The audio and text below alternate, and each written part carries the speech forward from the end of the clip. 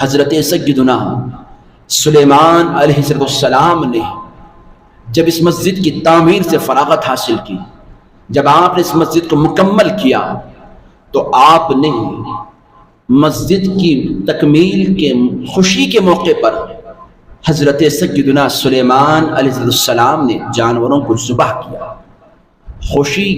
میں لوگوں کو دعوت میں آپ نے دعوت دی۔ ابن ماجہ کی حدیث مبارکہ ہے،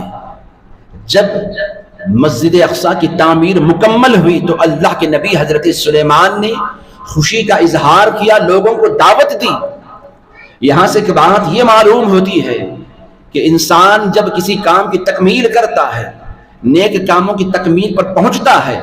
تو اس نیک کام کی تکمیل پر خوشی کا اظہار کرنا یہ انبیاء کی سنت مبارکہ ہے۔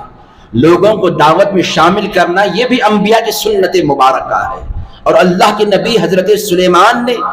جب اس تکمیل پر خوشی کا اظہار کیا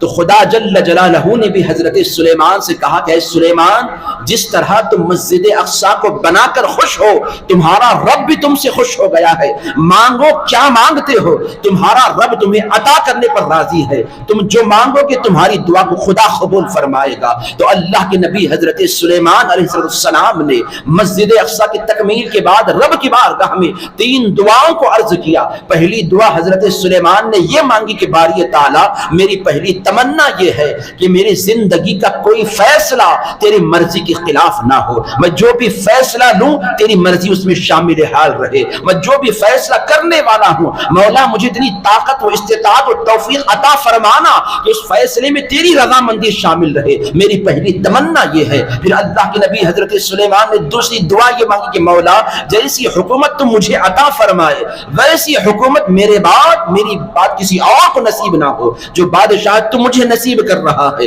ویسی بادشاہت میرے علاوہ کسی اور کو نصیب نہ ہو۔ اور تیسری دعا و تمنا میری یہ ہے کہ اے باری تعالیٰ،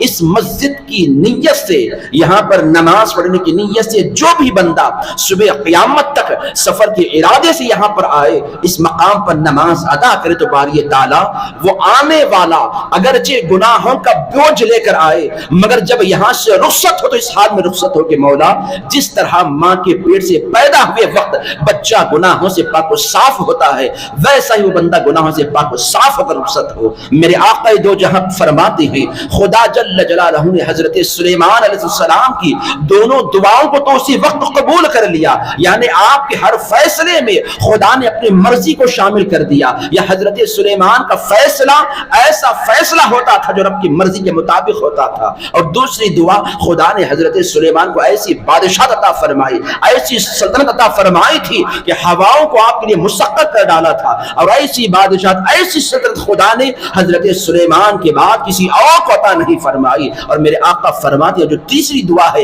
یقیناً میرا رب اسے بھی قبول فرمائے گا، یعنی جو انسان مسجد اقصی میں نماز ادا کرنے کی نیت سے پہنچے، اس مقام پر نماز ادا کرے، اگرچہ وہ نماز ادا کرنے سے پہلے گناہوں میں ڈوبا ہوا ہو مگر جب مسجد اقصی میں 2 رکعت نماز ادا کر کے رخصت ہوگا وہ ایسی حالت میں ہوگا کہ اس کے نام اعمال میں ایک گناہ بھی نہ ہوگا۔ جس طرح ماں کے پیٹ سے پیدا ہوئے وقت ایک بچہ گناہوں سے پاک و صاف ہوتا ہے ویسا ہی مسجد اقصی میں نماز پڑھنے والا بندہ گناہوں سے پاک و صاف ہوتا ہے۔ آپ اندازہ کیجئے کتنا بلند و بالا مقام ہے مسجد اقصی کا، بیت المقدس کا مقام کس قدر بلند و بالا ہے۔ آج ہمارے یہاں میرے دوست اور بزرگوں ہم مسجد کی تعمیر کرتے تو یقیناً خوشی کا اظہار کرتے ہیں، ہمارے محلے میں مسجد بنوائی جاتی ہے، تکمیل ہوتی ہے تو محلے والے خوش ہوتے ہیں بس اوقات کہ ہم نے ایک مسجد کو تعمیر کر لیا ہے، ہمارے محلے میں ایک مسجد بنائی گئی ہے۔ کسی گاؤں میں اگر مسجد کی تکمیل ہو جاتی ہے سارا گاؤں والے خوشیاں مناتے ہیں